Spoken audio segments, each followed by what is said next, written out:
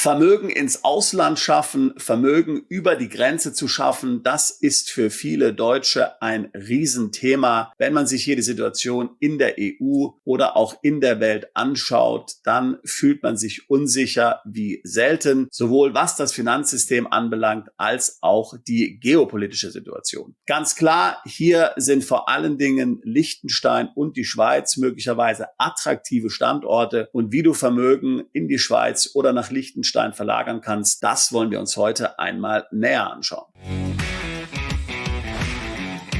Als allererstes möchte ich sagen, dass es komplett legal ist, hier Geld nach Liechtenstein oder in die Schweiz zu schaffen. Das darf jeder Deutsche tun. Hier gibt es keinerlei Meldepflichten in Deutschland. Du musst also nirgendwo angeben oder beantragen, dass du hier ein solches Konto in der Schweiz oder in Liechtenstein eröffnest. Es hat natürlich auch keine steuerlichen Vorteile, denn du musst sämtliche Einnahmen, die du auf diesen Konten erhältst, zum Beispiel Kapitalerträge, in deiner deutschen Steuererklärung melden. Außerdem gibt es bekanntlich den automatischen Informationsaustausch. Dort werden auch wenigstens Kontosalden einmal jährlich nach Deutschland berichtet. Aber ansonsten, wie gesagt, ist das hier in keinster Weise irgendein Graubereich, in irgendeiner Weise verboten. Du darfst das machen. Wenn du ein Konto in Liechtenstein oder der Schweiz eröffnen möchtest, dann steht dir das komplett frei. Zunächst vielleicht nochmal hier die Frage, was macht eigentlich ein Konto in Liechtenstein oder der Schweiz so attraktiv? Nun, die Zinsen sind es auf keinen Fall, denn die Zinsen, die du dort erhältst bei Schweizer Banken oder auch liechtensteinischer Banken, grundsätzlich also die Zinsen für in Franken geführte Konten sind natürlich erbärmlich sehr gering. Bis vor kurzem musste man ja sogar noch letztlich dafür bezahlen. Es gab Negativzinsen, die man entrichten musste dafür, dass diese Banken hier dein Geld nehmen. Das hat sich mittlerweile geändert, aber natürlich die Zinsen sind immer noch absolut erbärmlich. Auch die Kontoführungsgebühren sind natürlich relativ hoch, also günstig ist das Banking in der Schweiz und in Liechtenstein auch nicht. Das kann also auch kein Grund sein. Warum bringen dennoch immer mehr Deutsche ihr Geld nach Liechtenstein und die Schweiz? Nun, ich hatte es eingangs schon angedeutet, man macht sich Sorgen, zum Beispiel über den Euro. Wir sehen jetzt ja wieder, was gerade in Frankreich passiert. Politisches Chaos. Beide Lager, die dort gewählt werden können, sowohl die Rechten als auch die Linken, haben völlig unrealistische politische Programme, haben völlig unrealistische Versprechungen gemacht an die Bürger, die eine gigantische Neuverschuldung nach sich ziehen werden. Das Ganze kann möglicherweise in einer Euro-Krise münden, denn man weiß ja nicht, wie hier die Bondmärkte, wie die Anleihenmärkte reagieren. Vor der Wahl in Frankreich hat man es gesehen, die Zinsen auf Rekordniveau, wenn man solche Anleihen hier aus Frankreich gekauft hat. Mittlerweile hat sich das Ganze wieder gelegt. Man wartet eben, was nun tatsächlich passiert. Generell ist der Euro natürlich auch eine Währung, die noch nie besonders stabil war, weil einfach die Grundlage des Währungsraums Euro natürlich auf wackeligen Beinen steht. Denn generell waren die Staaten so unterschiedlich, die dort letztlich zum Euro zusammengefasst wurden, dass es hier extrem schwierig ist, eine Balance zu finden zwischen dem, was zum Beispiel die südeuropäischen Länder brauchen und dem, was die deutschen oder die nordeuropäischen Länder brauchen. Möglicherweise könnte es vorteilhaft sein für südeuropäische Länder, ihre Währung abzuwerten, was sie ja früher, bevor sie hier den Euro als Zahlungsmittel angenommen haben, einfach tun konnten, was zum Beispiel ja Argentinien vor kurzem getan hat, was nun aber de facto nicht mehr geht. Also generell eine Instabilität ist hier in den Euro schon von Geburt an, sage ich mal, hineingewoben. Die wird man vermutlich auch nie so beseitigen können. Dann haben wir die langfristigen Risiken in Europa, zum Beispiel die geopolitischen Risiken. Was wird passieren im Osten Europas? Dann haben wir zum Beispiel auch den demografischen Wandel. Er hat große Auswirkungen auf die weitere Entwicklung, auf das weitere Wachstum der Eurozone. Alles in allem sieht es hier also nicht besonders gut aus. Vor allen Dingen, wenn man überlegt, welche gigantischen Sozialsysteme die einzelnen Staaten hier tatsächlich aufrecht erhalten müssen und was nun passieren würde, wenn es zu einer ernsten Wirtschaftskrise kommen würde, wie zum Beispiel in 2008. Man hat das Gefühl, dass die Zentralbanken im Wesentlichen ihr Pulver schon verschossen haben. Sie haben ja gigantische Mengen an Geld gedruckt. Was soll also bei der nächsten Krise nun wirklich passieren? Viele meinen also, dass dann sogenannte Bail-in-Gesetze, die schon vor Jahren verabschiedet wurden, zur Anwendung kommen. Das heißt, dass im Grunde genommen die Anleger die Banken refinanzieren müssen. Jeder, der mehr als 100.000 auf dem Konto hat, wird zur Kasse gebeten, erhält im Gegenzug dann Aktien dieser zu sanierenden Bank. Solche Gesetze gibt es überall in der Europäischen Union. In Deutschland spricht man vom sogenannten SAG-Gesetz. Solche Gesetze gibt es zum Beispiel in der Schweiz und in Liechtenstein nicht. Das heißt, wenn man sich hier um die Stabilität des Euros fürchtet, das heißt zum einen mal um die galoppierende Entwertung des Euro, als eben auch mögliche Konfiszierung, mögliche Bail-ins, dann ist man hier mit dem Schweizer Franken auf der sicheren Seite. Der Schweizer Franken dient ja oftmals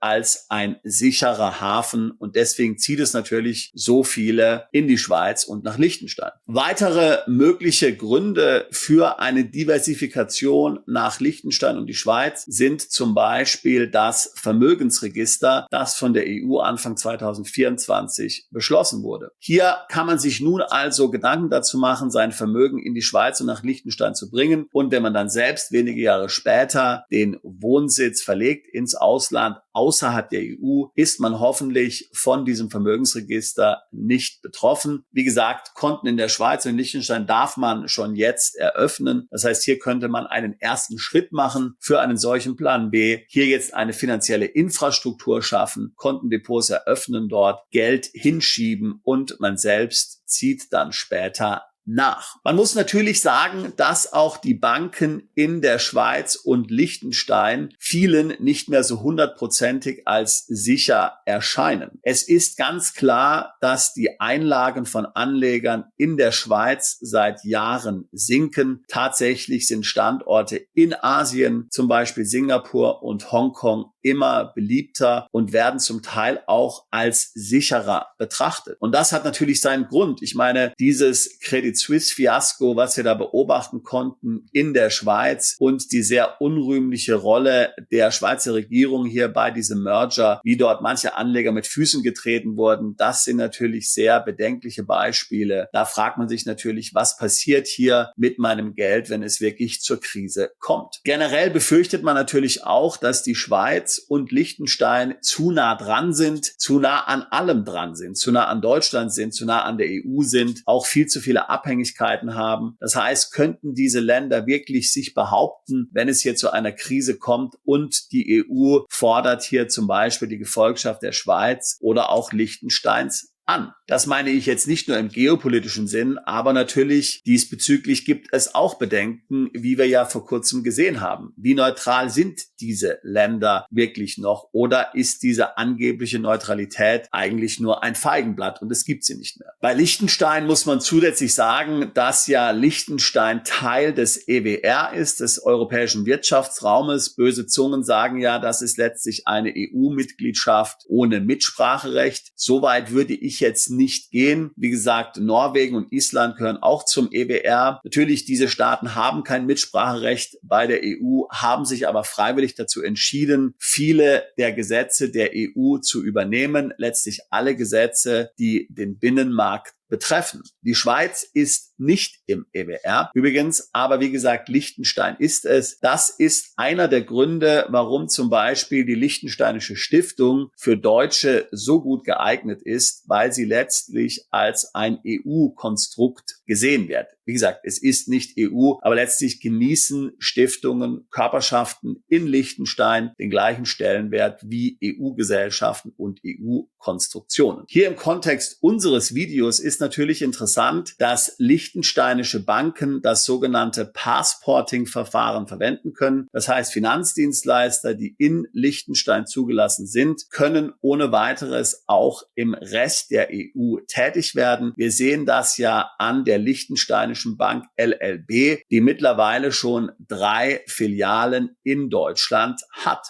Und zwar in München, Frankfurt und Düsseldorf. Du musst also gar nicht mehr nach Liechtenstein über die Grenze fahren. Du kannst dich direkt in München, Frankfurt und Düsseldorf hier bei der Bank treffen. Die LLB übrigens akzeptiert laut eigenen Angaben Kunden, die mindestens 1 Million hier bei der Bank deponieren für die Vermögensverwaltung. Tatsächlich haben wir auch Mandanten, die schon für ungefähr die Hälfte des Betrages dort ein Konto bekommen haben. Aber mit 1 Million muss man schon rechnen bei der LLB. Bei anderen Banken in Liechtenstein ist es ähnlich. Möglicherweise muss man dort etwas weniger einzahlen. Generell muss man aber bei allen diesen Banken natürlich darauf achten, dass sie hier nicht jeden nehmen. Wenn du zum Beispiel vorhast, von Deutschland aus ins Nicht-EU-Ausland umzuziehen, dann musst du damit rechnen, dass diese Banken, gerade die in Liechtenstein, dir die Kundenbeziehung kündigen. Wenigstens die großen Banken in Liechtenstein tun dies, kleinere Banken ehrlich gesagt weniger. Wir haben zum Beispiel Mandanten, die nach Nordzypern gezogen sind, die nach Paraguay gezogen sind. Denen wurden dann ratzfatz die Konten in Liechtenstein gekündigt. Wir hatten andere Mandanten bei anderen Banken, die konnten nach Paraguay ziehen und da war es dann kein Problem. Es liegt natürlich auch etwas an der Höhe der Einlage, die du da bei der Bank hast. Wenn du ein kleiner Fisch bist, sage ich jetzt mal, dann hat die Bank weniger Interesse, dich als Kunden zu halten. Vor allen Dingen gibt es ja dann ein erhöhtes Compliance-Risiko, wenn du in Ländern wie Paraguay oder anderen Ländern Südamerikas lebst. Gleiches haben wir natürlich auch bei Schweizer Banken erlebt. Wir haben Mandanten, die waren zum Beispiel bei der Zürcher Kantonalbank. Sie sagten dann der Bank, dass sie den Umzug nach Panama erwägen würden. Ich sage, wie gesagt, nur erwägen würden. Sie haben gar nicht gesagt, dass sie wirklich umziehen werden. Schon wurde das Konto bei der Zürcher Kantonalbank gekündigt. Hier muss man also vorsichtig in der Kommunikation sein. Tatsächlich dürfen diese Banken dich auch als Kunden behalten, wenn du in ein Land außerhalb der EU umziehst, aber viele wollen es nicht. Eben, es geht um die Compliance, es geht um das Risiko und was es dann am Ende für die Bank wert ist, dich als Kunden hier weiterhin zu behalten. Apropos Zürcher Kantonalbank, dort bekommst du schon ein Konto, wenn du nur 100.000 bei der Bank anlegst, 100.000 Franken. Das ist natürlich im Vergleich zu den Liechtensteiner Banken schon eine viel geringere Summe. Ein Vorteil übrigens der Schweizer Kantonalbanken ist, dass ihre Haftung unbeschränkt ist. Ja, das heißt, hier brauchst du dir keine Sorgen zu machen wegen Einlagensicherung. Die Bank haftet mit dem gesamten Vermögen, egal wie hoch die Einlage ist. Eine andere Alternative ist möglicherweise die Thurgauer Kantonalbank. Dort wirst du keine besonders große Summe deponieren müssen. Allerdings können Ausländer ausschließlich in der Geschäftsstelle Kreuzlingen nahe Konstanz ein Konto eröffnen. Da musst du also ein paar Tage Urlaub am wunderschönen Bodensee machen und kannst dann vielleicht mit dem Schweizer Konto zurückkehren.